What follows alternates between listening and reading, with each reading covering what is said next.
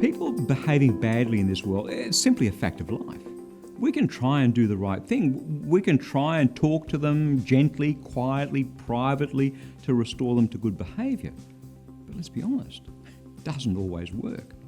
It should, we wish it did, but it doesn't always work.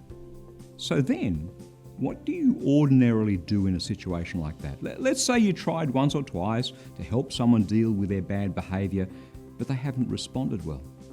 What comes next? Well, mostly we just give up.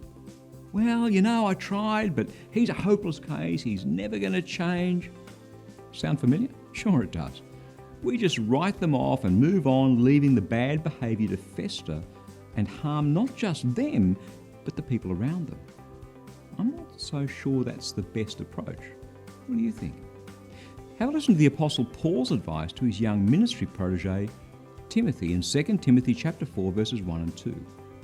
I solemnly urge you, proclaim the message, be persistent, whether the time is favourable or unfavourable. Convince, rebuke and encourage with the utmost patience in teaching. In a nutshell, the older, more experienced Paul is saying to young Tim here, look, don't give up. Keep telling people about Jesus, the good news, the fantastic news about Jesus, whether the conditions are favourable or unfavourable. Does that mean shoving religion down someone's throat? I don't think so. But what it does mean is not giving up. I have a very good friend who knows that some of the things that he's doing are wrong. The lifestyle that he's chosen for himself is just wrong, plain and simple. Now, I care for him deeply, and so on the odd occasion, I've shared with him the good news of Jesus. And by the way, deep in his heart, he believes. But his lifestyle is pulling him away from the Lord. I mean, he can't have his cake and eat it too, as the saying goes. As much as I care for him, though, the one thing that I will not do, the one thing that I will never do, is endorse his bad choices. Tell him that it's all okay.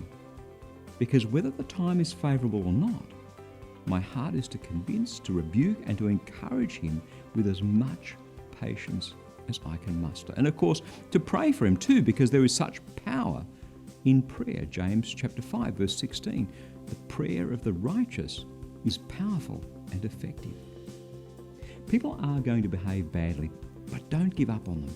Perhaps God's put you there in their lives for a time such as this, to be the one through whom His love, His grace, His mercy flow into their lives. Don't give up. That's God's word, fresh for you today.